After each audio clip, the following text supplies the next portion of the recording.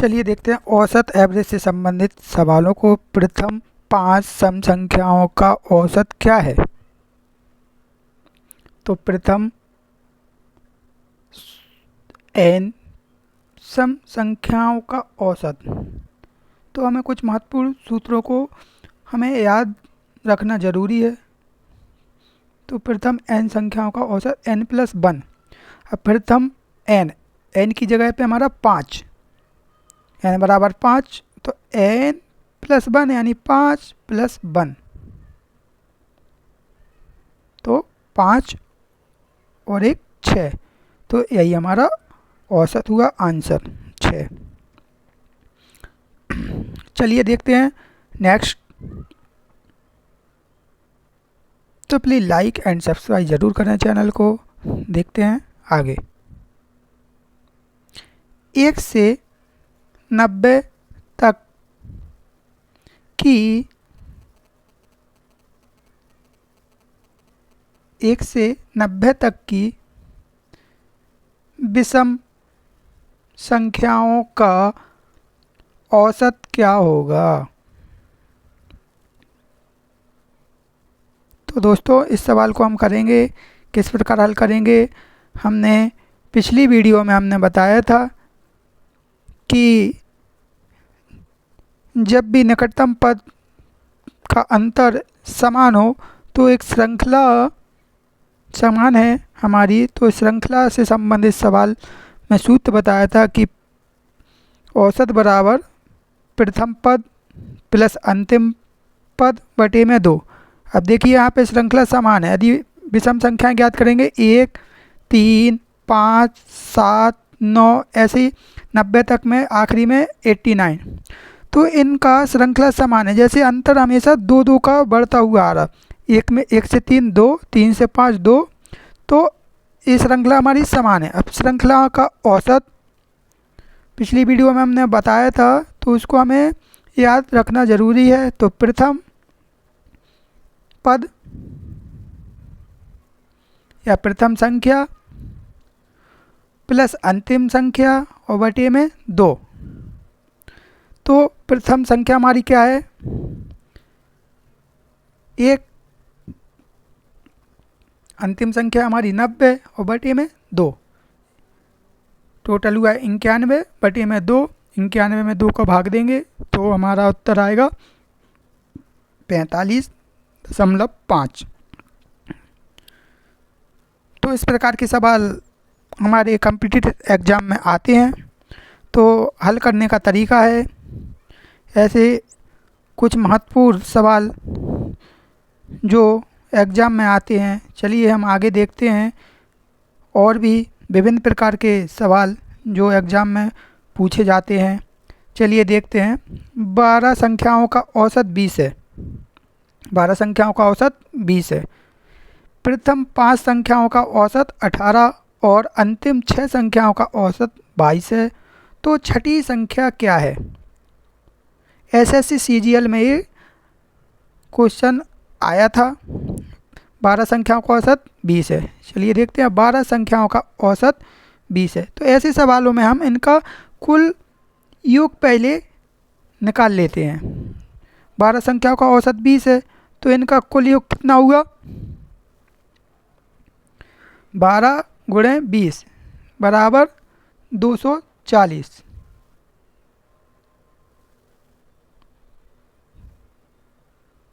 240 कुल योग हमारा 240 हुआ। अब आगे देखते हैं हम। प्रथम 5 संख्याओं का औसत 18। प्रथम 5 संख्याओं का औसत 18 है।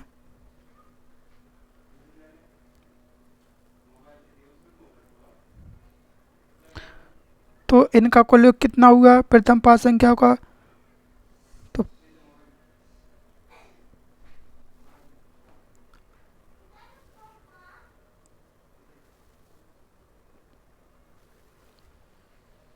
5 × 18 बराबर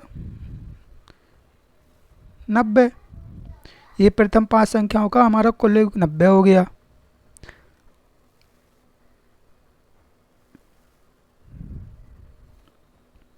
अब सवाल में है अंतिम 6 संख्याओं का औसत 22 है। अंतिम 6 संख्याओं का औसत 22 है, तो इनका कुल योग कितना हो जाएगा हमारा 6 गुणा 22,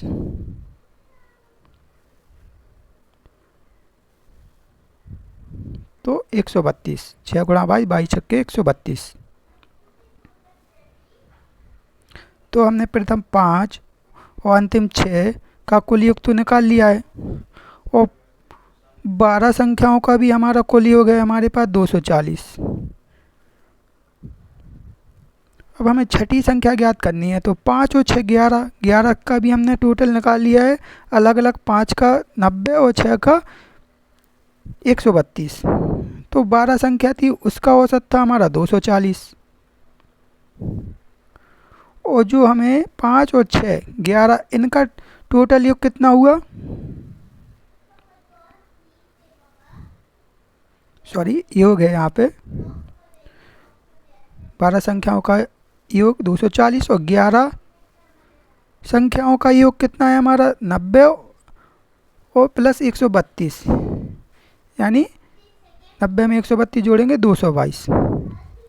तो जो 12 संख्या है 240, 11 संख्या हुई हमारी 222, तो हमें जो एक शेष संख्या बच रही है छठी संख्या, तो उसका उत्तर आ जाएगा। हम 240 में से 222 जब घटाएंगे, तो हम 240 में से 222 जब घटाएंगे तो हमारे बचेंगे 18। तो यही हमारी छठी संख्या हो जाएगी जो हमारी शेष बच रही थी। तो हमारा ऑप्शन सी 18 सही हो जाएगा। तो इस प्रकार के सवालों में हमेशा हम कुल योग निकाल लेते हैं, जो शेष बचता है उसको इस तरीके से हम सॉल्व करके हल करते हैं।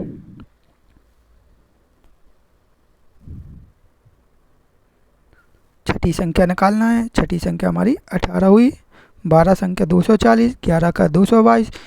अब एक संख्या जो बच रही है 12वीं बीच में छठी, तो उसका हमारी छठी संख्या है 18। SSC CGL. चलिए देखते हैं, 15 मजदूरों की औसत आमदनी 65 रुपये है। 15 मजदूरों की औसत आमदनी 65 रुपये है। यदि 60 रुपये औसत आमदनी वाले 10 मजदूरों को काम से निकाल दिया जाए तो शेष मजदूरों की औसत आमदनी कितनी होगी। टेक्नीशियन थर्ड 2014 में एक क्वेश्चन आया था। 15 मजदूरों की औसत आमदनी 65 रुपये, तो 15 मजदूरों की औसत आमदनी है 65। तो 15 मजदूरों की कुल आमदनी कितनी हो जाएगी हमारी 65 × 15।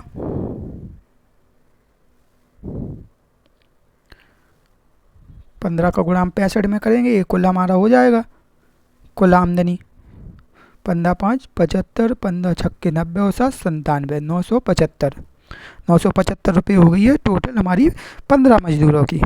अब सवाल में यदि 60 रुपये औसत आमदनी वाले 10 मजदूरों को काम से निकाल दिया जाए, यानी हटा दिया जाए, तो हमने 10 मजदूर जिनकी औसत आमदनी 60 रुपये है, उनको हमने काम से निकाल दिया है।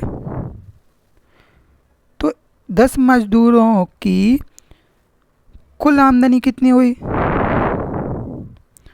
तो कुल आमदनी के लिए 10 × 60,